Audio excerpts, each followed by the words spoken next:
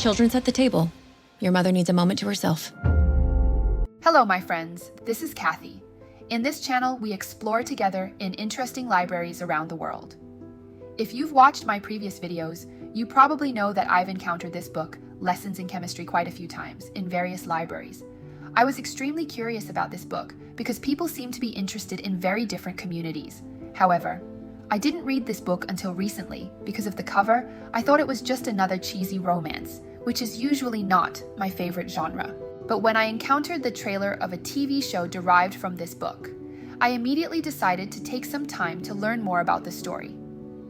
Knowing what it's really about makes me really want to get a copy and read it page by page. Lessons in Chemistry is a novel by Bonnie Garmus. Published by Doubleday in April 2022, the novel is Garmus's debut novel. It vividly illustrates the difficulties women encountered in the workplace during the 1950s and 60s. The book features Elizabeth Zott, a chemist, as the main character, who faces discrimination and various challenges. Here we can see the 4 different versions of covers of this book. Clockwise from top left are in the United States, in Britain, in Estonia, and in Germany. Comparing the 4 different cover designs in different regions of the world, I'd say that the US edition clearly does not reflect the true depth of the book.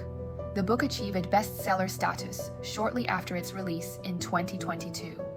It has now been adapted into a miniseries for Apple TV+, featuring the Academy Award-winning actress Brie Larson. By the way, the first 3 episodes of Lessons in Chemistry are currently available on Apple TV+. New episodes come out every Friday. Welcome, viewers. My name is Elizabeth Zott, and this is Supper at 6.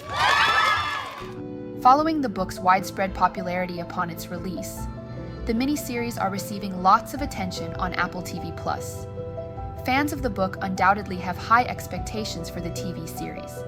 So far, in the series' first 3 episodes, the adaptation has made only minor changes here and there to the book's plot. But don't you worry, no spoilers here. During this period in history, achieving gender equality was a distant goal, and the differences in opportunities for men and women in the workplace were glaringly obvious. Elizabeth is a determined chemist whose life journey is marked by adversity. She was unjustly denied a doctorate following mistreatment and lost her job due to her pregnancy, which led to a period of depression.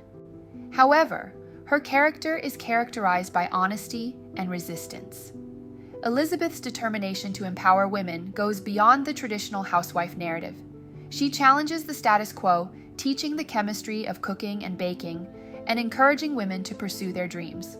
While advocating for women's capabilities and importance, it's essential to recognize that happiness in that era wasn't solely linked to escaping domestic life for careers. Technological advancements had made household chores more manageable, providing women with opportunities to seek challenges in different areas. However, despite its compelling story, Lessons in Chemistry stumbles in its attempts to delve deeper. There are aspects of the book that may lead to differing opinions, particularly concerning its feminist aspects and religious viewpoints. However, the book invites readers to explore a variety of themes, including topics like identity, societal roles, and the relationship between faith and science. Given its intricate narrative and rich complexity, Lessons in Chemistry unquestionably deserves the acclaim it has garnered as the best debut and its nomination for Best Historical Fiction. I believe that Lessons in Chemistry is definitely worth reading for those intrigued by this topic. Given the slightly misleading book cover, I was glad to see that the posters and publicity materials of the TV series offer a better portrait of the story, providing an interesting contrast to the US book cover. It's indeed a common practice in the publishing industry for authors to have limited input on the design of their book covers. Cover design is often handled by the publisher's in-house team or an independent designer, and authors might not have direct communication with the designers. Besides all those concerns about the book cover being mismarketed, maybe we should question the idea that a pink cover conveys that a book is not serious or well written. Maybe this is an opportunity for us to rethink how we look at cover art and not be so quick to judge. And before I go, I'd like to share with you the quickest and easiest way to find a copy of a popular book from your local library. For a trendy book that everybody is reading now, you can simply go to your library website and see if there's any copy available for checkout. You can also check out a large print copy, an ebook, or an audio version if you prefer. Now that we find our book, let's take a quick look at the locations and status of each of the copies. Apparently, most of the copies are checked out currently. Luckily, there's still a few copies available, so we can simply request to place it on hold and select your nearest library branch to pick up. In some cases, if you are placed in a wait list, you'll need to wait, but otherwise the copy transit should be completed in a few days.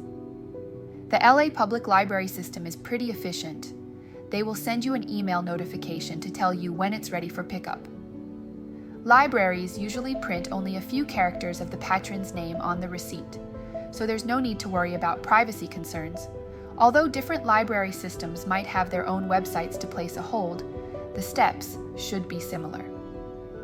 Hope you enjoy a smooth experience, accessing all books you like to read. If you have read this book, Lessons in Chemistry, or are watching the TV series right now, comment down below to let me know your thoughts. And if you find this video interesting, don't forget to subscribe and leave a comment. See you in the next library. Bye.